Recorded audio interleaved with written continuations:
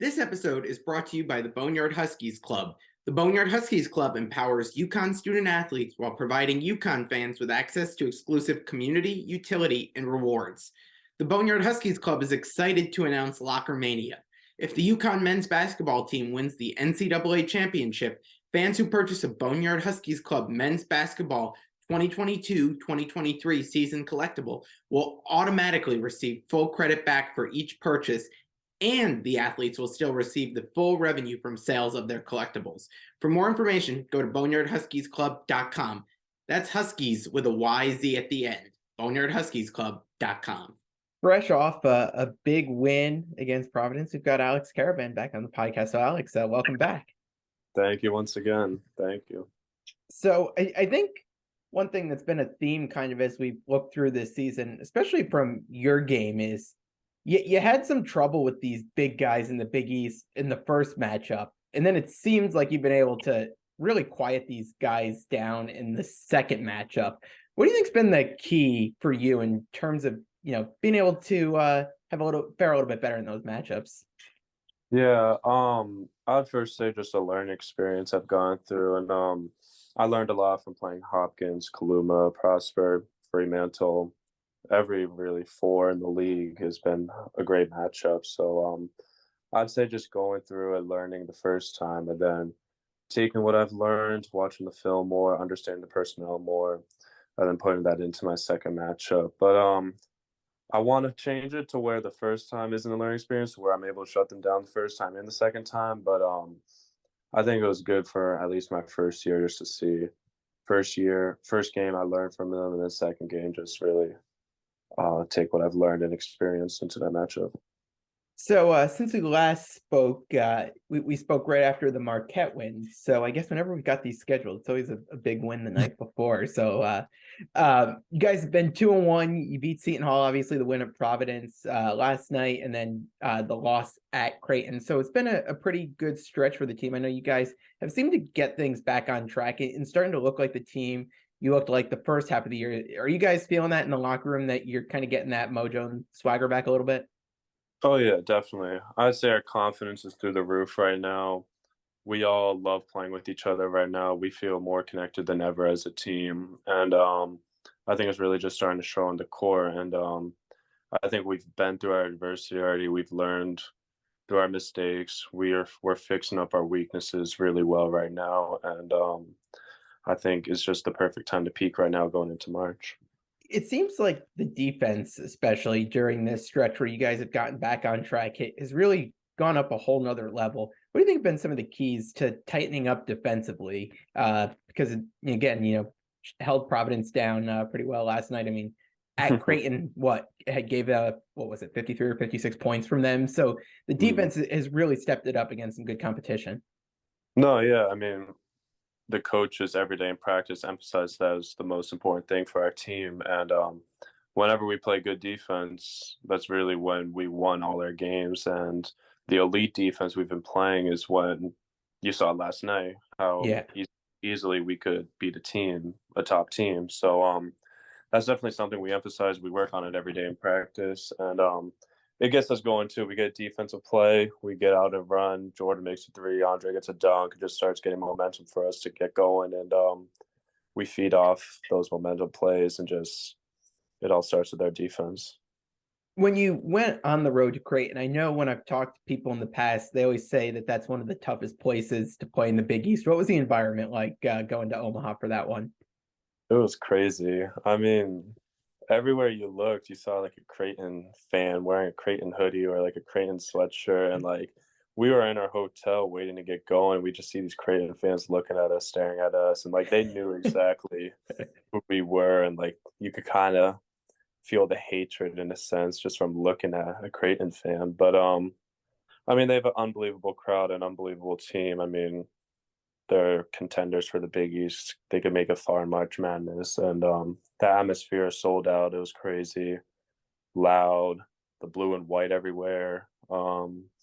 It's a hard environment to play in. And to be very close and believe that we should have won that game is something our team was able to build on from. Yeah. As you look and come home for that game then against Seton Hall. You've got to sit on a tough loss for a week there. How hard is that to have to sit on the loss for a week with no games?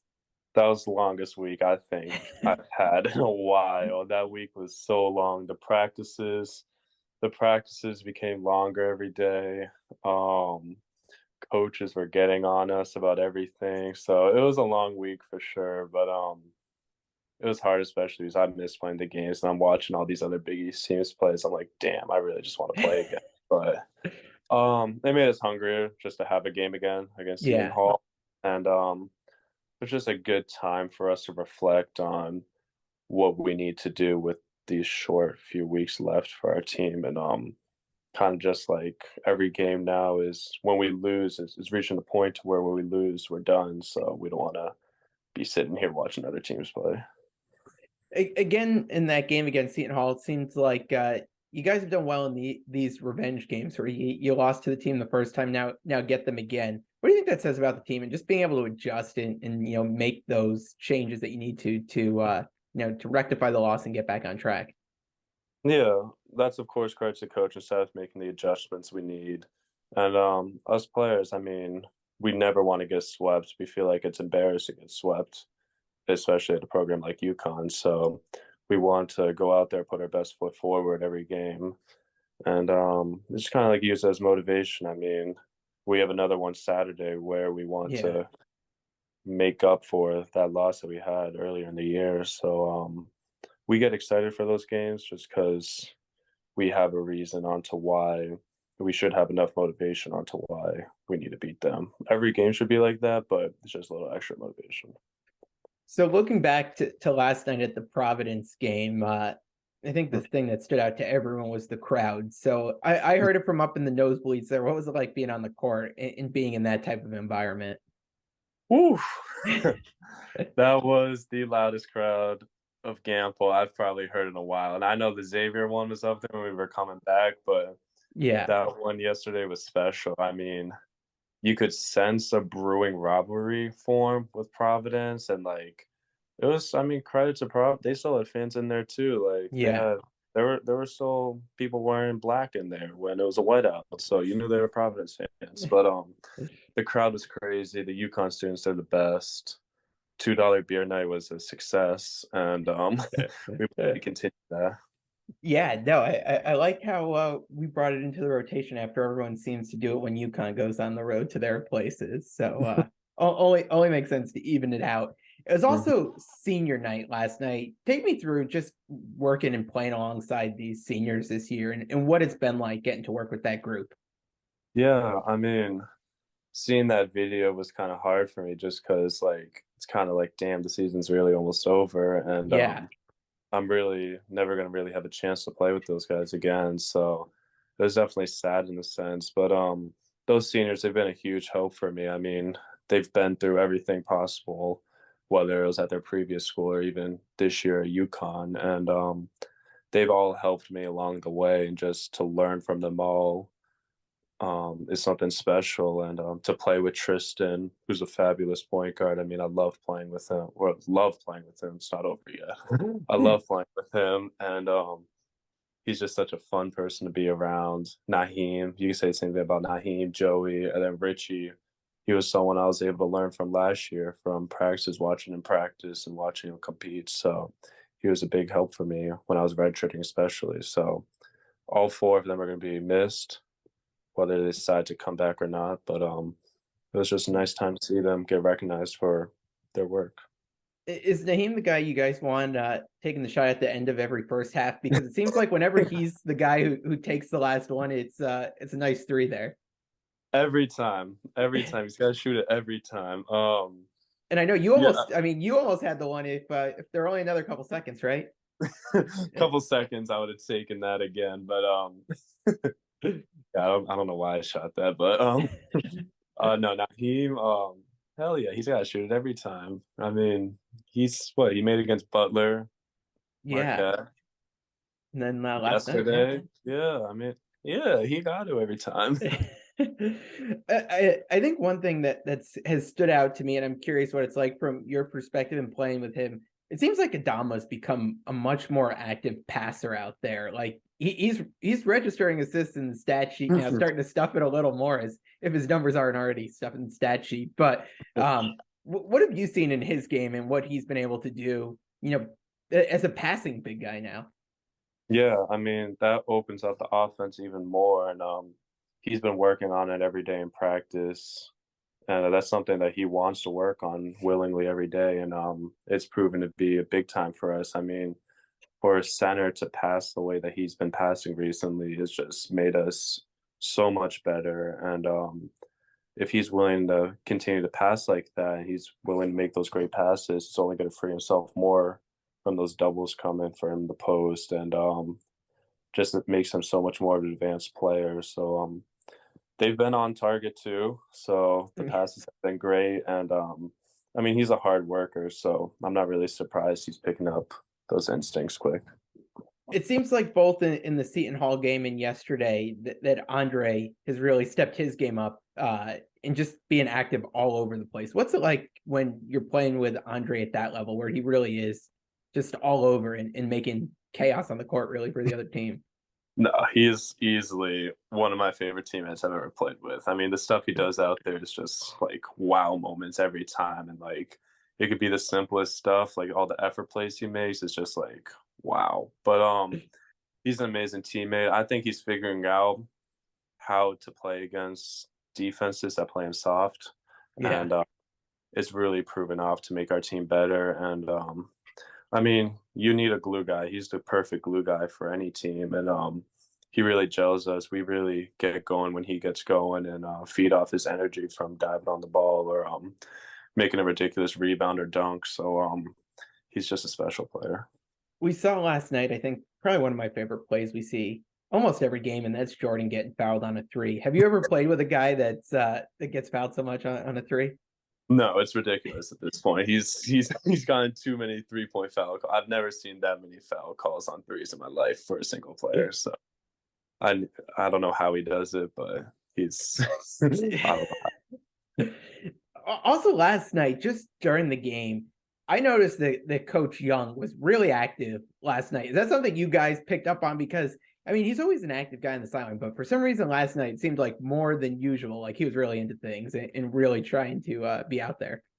No, yeah, he's always active, but I think tonight he really made an emphasis on like it's a must-win game, and every time you looked him on the sidelines, you could tell it's a must-win game because he's yelling, he's pointing.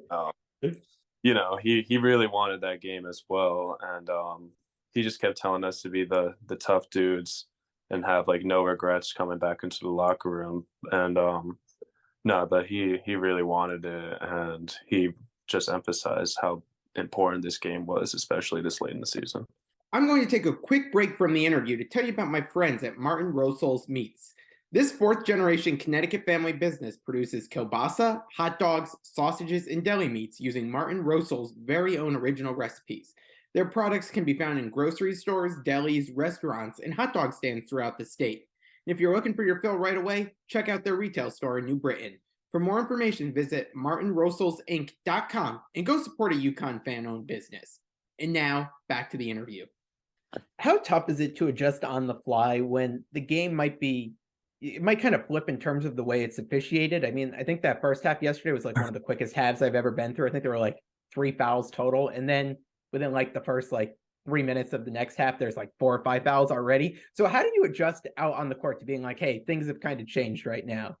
Yeah, that's hard and frustrating because I was a part of that, so it's definitely frustrating for me when the first 2 minutes or so, whatever, I got those 3 fouls. But it's frustrating just because first half the refs let us play, and the second half they didn't necessarily at times. So it's hard, but if they're calling it both sides, then it's not that hard of an adjustment. But it can be frustrating at times, but we're used to, I'd hope we're used to it at this point.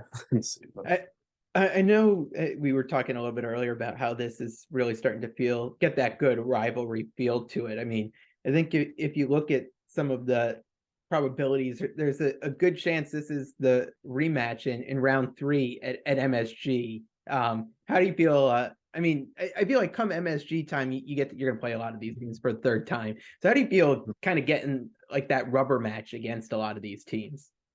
Yeah, I mean, it's looking like it'll be them, Xavier, or Yeah, Creighton as the 4 or 5 matchups. So, I mean, all three of those teams are great teams and beaten us at this point of the season and have been great tests for us. And I know our UConn fans will be out there at Madison Square Garden, so we could treat it like a home game in a yeah. sense. But no, I mean, it's hard to beat a team for the third time. And, well, whoa, I messed that up. But, it's hard to play a team third time. Yeah. And, teams know each other by now. And, the third time is just going to be whoever's the tougher team, whoever works harder, and whoever just defends their asses off. And that's how it's going to have to be against one of those three teams. So you're gonna get a little preview to what Big East tournament is like, going to MSG on Saturday to play St. John's. How do you carry that momentum over from such a big win that you had on Wednesday? Now you got a pretty quick turnaround and have to go play St. John's team on Saturday, and again a team that beat you guys at home. It's a very quick turnaround. I mean, we're all still super excited about that win. But then at practice today, we were going over the scout for St. John's, and it's a quick turnaround for sure. We should be able to have a quick turnaround just because, like you said, they've beaten us earlier, so we should want to go in there and beat them. And I think just it helps that we're playing in Madison Square Garden. I mean, that's such a cool venue to play and one of the best in the world. So I think it'll be a quick turnaround for us just from the excitement of playing in that arena and just the excitement to play another game and to prove ourselves again. All right, so now we get to our favorite time where we get some of the questions that the fans sent through. So we'll get to these quickly. Last night, I think everyone loves those throwback jerseys. So someone asked you to rank the jerseys in terms of favorite jersey you get to put on there. Throwbacks, number one's easily the ones we wore yesterday, the white ones that say Connecticut across. I love those throwbacks. And then second one, I like the all blacks. We've only worn them once this year. That said Huskies across. I like them. Oh, see, I disagree with you on that. I'm not a fan of the black ones. Really? Wow. I don't know. I like them. And then we have some gray uniforms that I don't know if they've ever been featured. People might have seen them, but we have these all gray ones, which are pretty cool. Then I like the all blue ones too. I like the navy, just generic. I like the navy. All right. This one, I don't even know if you know the answer to this, but I figured I'll throw it out there. Seems like it's been a mystery to what Coach Hurley drinks on the sideline during the games. Do you have any idea what that mystery, like yellow, orange, whatever's in there is? That's funny because a manager drove me back after practice to my dorm, and we were just talking about how UConn fans don't know the drink. I know the drink. I'm gonna let UConn. We can go back our last episode. We can go back to this, and all I'll right. it. But for now, we're making it a mystery for the rest of the season. But you know what? I will gladly take that. Let's boost the ratings for this. Get people subscribing and listening. If you want to know what's in the water. What was that? What do people think it is? Do you know? I don't think I think everyone is just legitimately has no idea what's in the bottle. No one even knows what it could possibly be. No. No, I'm not going to give any hints. Have you ever tried it? Yes. Okay. All right. We'll wait till the last one and you can tell me your thoughts on what is in the bottle. All right. Let's see, what else do we got here that came in? All right, so one of the advertisers on the podcast, Martin Rosel's Meats, hot dog time. Favorite food question here. Hot dog a sandwich to you or no? No, it's not a sandwich. It needs to be 2 separate pieces of bread to be a sandwich. Hot dog, kind of like one. That's not a sandwich. No. All right, I like it. Another food one as we get ready to wrap here. Heading to New York, known for their pizza. Favorite pizza topping? Pizza topping. I've always liked buffalo chicken pizza, but I'm good with pepperoni. Probably one of those two. It's always good with me. And then I'll wrap with this. Kind of crazy to think only 3 games left in the regular season. How are you feeling? Kind of knowing that Gampel games are behind you. You got one more at XL, two on the road, and then it's MSG time. No, I mean, this season's been going by so fast. I mean, I can't believe how fast it's gone by, and I'm really gonna miss it. But those Gampel games are fun. I mean, there's nothing that can compare to playing in Gampel, so I'm definitely gonna miss it. And those 3 games are gonna go by fast too, so we just gotta take advantage of those. But I mean, it's been one hell of a season so far. We just want to continue to make it special, so we're excited. Awesome. Well, hopefully we'll get you on here before the Big East tournament, do a preview of that, and then once you guys win it all, you'll come on and ultimately reveal what's in the water bottle. So Yes, I'm gonna see if so- I get permission. If I can't get permission to reveal, then no one will know. But all I right, hope. all right. Yeah. All right. We'll put in a good word with whoever you have to. And there's one thing UConn Twitter is good at. They're good at bullying people into things. So if you can't get that permission, well, I guess they'll just have to go resort to Twitter and just keep tagging Coach Hurley and what's in the drink or what. Yeah. Awesome. Well, Alex, thanks so much. Good luck the rest of the regular season here, and we'll talk soon. No, thank you.